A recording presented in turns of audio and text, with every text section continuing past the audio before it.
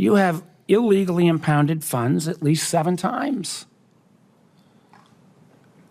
If you wanted to legislate, you should jump in the fray and try to get elected.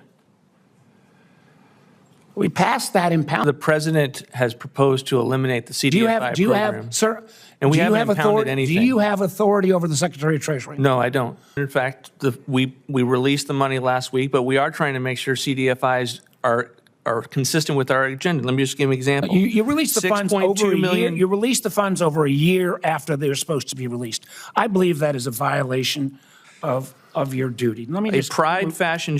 When you became director, you took an oath, like I did, to support and defend the Constitution of the United States, faithfully discharge the duties of the office. Now, do you agree that Article 2, Section 3 of the Constitution of the United States says the president shall take care that the laws be faithfully executed? Yes, Senator. Thank you for saying that. I appreciate your acknowledgement.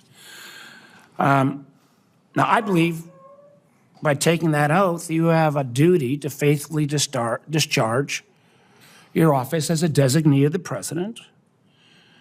You have a constitutional duty to execute the laws faithfully, even if you don't agree with them.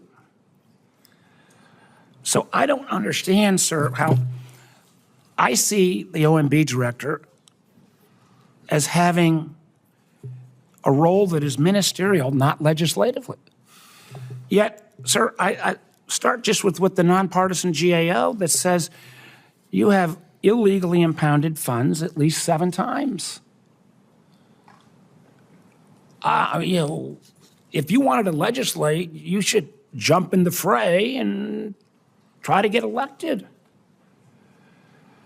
We passed that impoundment law in the 1970s when a president at that point, President Nixon, illegally impounded funds. And we said, going forward, we want to make clear that if Congress appropriates, you got to deliver these funds. You and I have gone back and forth a number of times on CDFIs. I can't think of anything that's more bipartisan than CDFIs. The number of my Republican friends and those investments actually help lower that poverty rate. It's a capitalism-based system. But on CDFI funds, money was appropriated on March 15, 2025. In July 2025, we sent a letter signed by 13 of my Republican colleagues requesting that you release. Right here is where the pressure really tightens. The senator isn't just making a general accusation. He's laying out a timeline, documenting bipartisan support, and highlighting silence in response. That "we heard crickets" line isn't just rhetorical, it's strategic. It frames the delay not as a policy disagreement, but as avoidance. And that's a big distinction.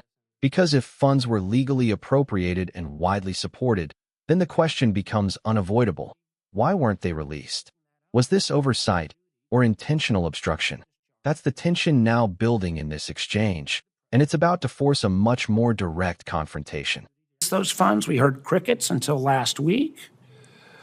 My hope and prayer is that you will follow the law and make sure that those 25 funds are released to these CDFIs. I can tell you one in Virginia, 300 units of affordable housing that was taking care of houses that had been destroyed in the southwest part of our state.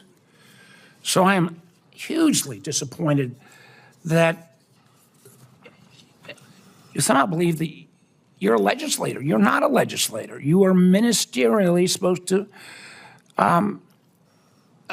allocate the funds that are appropriate. I remember having Secretary Bessent, who's been a big supporter of CDFIs, come in and say he couldn't act because you wouldn't let him. Do you have authority over the Secretary of the Treasury? Senator, the president has proposed to eliminate the CDFI program. Sir, and we haven't impounded anything. Do you have authority over the Secretary of Treasury? No, I don't. Okay. Is your job ministerial or legislative? The Congress has given us statutory authorities to make sure that that funding is well spent. So when we you are the arbiter. Something like CDFIs, which frankly President Trump was the leading champion of in his first term, overwhelmingly supported. Your judgment is more important than the huge bipartisan majority that supported CDFIs? No, Senator. In fact, we released the money last week, but we are trying to make sure CDFIs are consistent with our agenda. Let me just give an example. You released the funds over a year. million. You released the funds over a year after they're supposed to be released. I believe that is a violation of your duty. Let me A Pride fashion show called Sashay the Runway promoted transgender housing. $3.7 million for the Opportunity Finance Network, which has sought to address a white monopoly on capital through racial justice. Also, all of these CDFI programs are exempt from ability to repay. Director Vogt, if Congress had appropriated money for housing on Mars, my belief is your job is to administer, not make that judgment. It is our job to make the judgment. It is our job to fight back and forth and then legislate. Administer it well. That is also our job. I think the GO has said you have violated your office 7 times, illegally impounding We have not funds. impounded a single I think thing. it is disgraceful, and I think I would hope and pray that my Republican colleagues would join me and say, because they'll maybe be a Democratic OMB director at some point. I don't want some future director of OMB determining what is good and what is not good. That is our job. Thank you, Mr. Chair. What makes this exchange so striking isn't just the disagreement. It's the collision between two fundamentally different views of power. On one side, the senator is making a constitutional argument. Once Congress appropriates funds, the executive branch has a duty to carry that out. Not selectively, not conditionally, not based on whether it aligns with an agenda. The language is very deliberate, ministerial, not legislative. In other words, execution, not interpretation. On the other side, the director's defense reveals something deeper.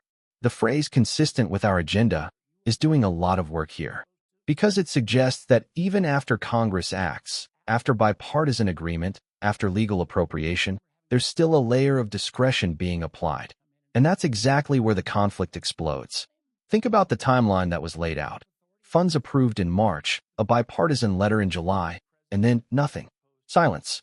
Until the funds are finally released over a year later, right as the pressure peaks. That delay becomes the centerpiece of the accusation. Not just disagreement, but defiance. And then comes the key moment. When asked directly whether he has authority over the Treasury Secretary, the answer is no. But the implication raised immediately after is powerful. If you don't have authority, then how are you able to effectively block action? That's the contradiction hanging in the air. The senator sharpens this even further by invoking history, specifically the post-Nixon reforms designed to prevent exactly this kind of impoundment. That's not accidental. It frames this not as a policy dispute, but as a potential repeat of a constitutional violation the system was already designed to stop. And then there's the broader warning at the end, which might be the most important takeaway of all. This isn't just about one administration or one director, or even one policy. It's about precedent.